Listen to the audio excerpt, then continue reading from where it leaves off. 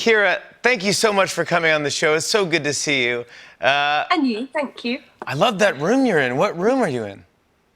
I'm in the garage. I'm in the garage, and the garage got converted sort of to a music studio, because my husband's a musician. Yeah.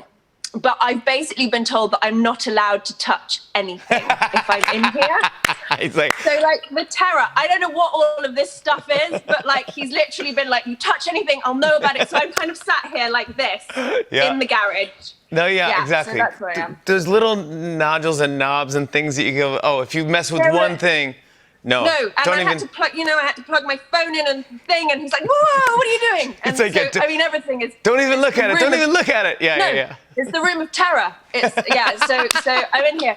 But the good news is that there's sort of soundproofing, so you won't hear what's going on upstairs, which is, I think, my 5-year-old going completely ballistic because it's bedtime and mummy's not putting her to bed. Daddy's putting her to bed, so the whole house is in carnage. And I'm locked in the basement, so it's great. Everything's great. Congratulations, by the way. You had another baby since I last saw you. Yes. How's she doing? How old?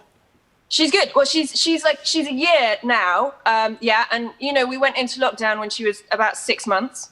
So she's had a very strange life. And that sort of involved my then 4-year-old who turned 5 in lockdown, sort of running around her a lot, because we couldn't go out. So she's running around her. And the baby, who I thought would be sat and very easy to look after for quite a while, at 9 months, just decided to get up and start walking. No.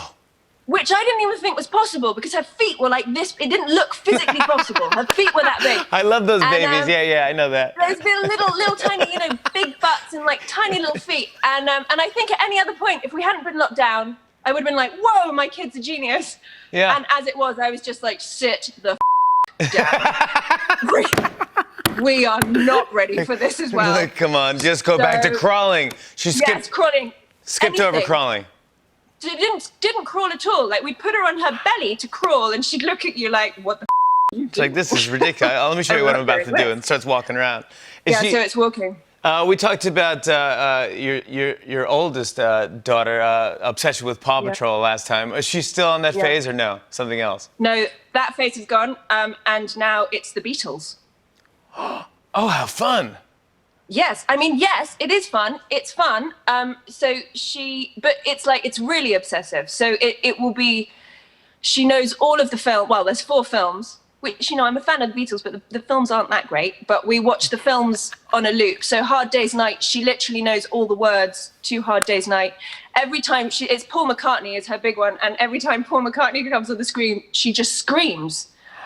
We didn't even tell her that was a thing, with the Beatles, that people scream. But she just has this natural reaction where she must scream at Paul McCartney every time she sees him. No way. Isn't that bizarre? Yeah.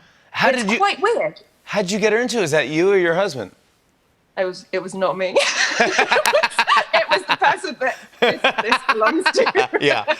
I remember listening, like, did she start off with like Obla Di Obla Da and like go from there?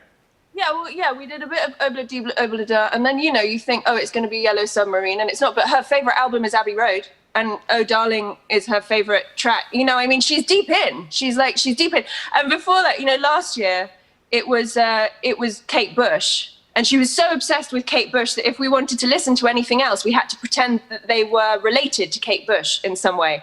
So it was, Bob Marley Bush and PJ Harvey Bush and, all of this. And it's like sneaking it's like sneaking the veggies in with food. Yeah, exactly. You're kind of getting it all in there. So now it's only Friends of the Beatles. We're allowed to listen to Friends of the Beatles. So, now, is other kids her age into the Beatles, or no? Any idea? No. Nothing. No. So I think this has been a bit of a problem because schools have just reopened here. So she's just gone back to school, which, has been tricky because at home, she's just been watching the iPad and having chocolate shoved down her throat to try and get her to do schoolwork. And now she's going to school, and obviously, that's not happening anymore. So but the other thing is that all of the kids obviously think she's a bit weird because they're not into the Beatles. And when she tries, and she really has a lot of knowledge, so she'll talk about Ravi Shankar and she'll talk about sitar playing and she'll do the whole thing. What?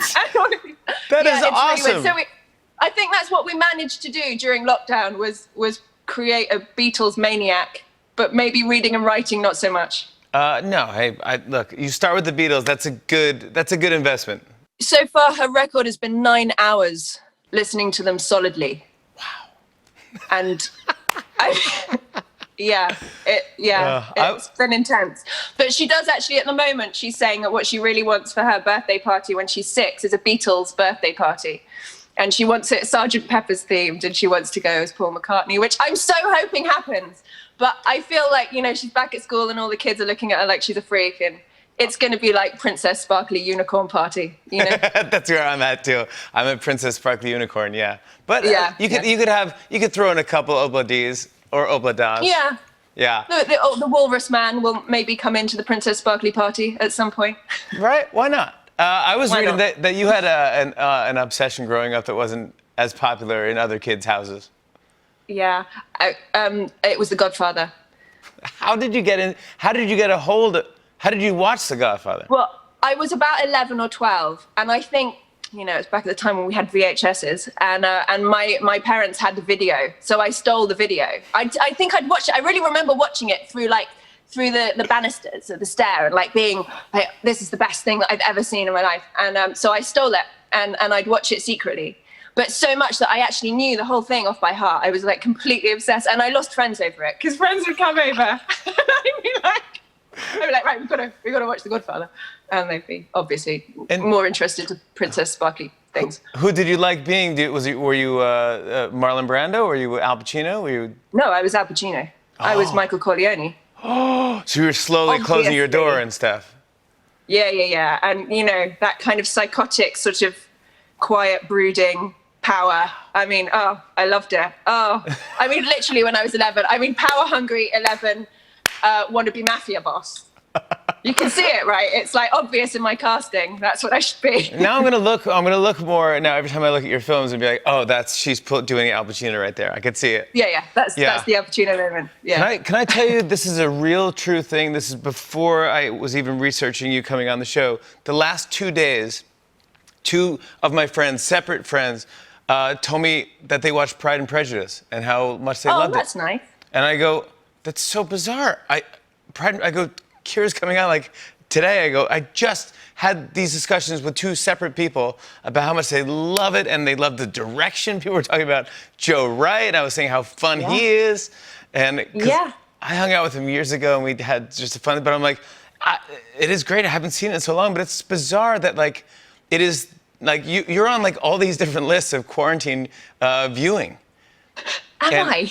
Yes. That's what. Yeah. Oh, I understand it with Pride and Prejudice because it's so pretty and lovely, and you sort of want to, we all want to live in that land, don't you? That's yeah, you don't want reality. Nice. Yeah, no, we definitely don't want reality. We want a nice party where everybody's lovely. Yeah, that's lovely. But it's funny because I didn't know that, but I have been being recognised an awful lot walking around the street, and I'm not normally, and it's weird because I've got a mask on as well, so I'm not quite sure how people are recognizing me, but maybe it's because I'm on these quarantine lists, which is great. It is fantastic. I want to talk about your new film, Misbehavior. Would you mind sticking around for a few more minutes? Absolutely. Thank you. More with Keira Knightley after the break. Come on back, everybody. On and on and on. I said, and it's on.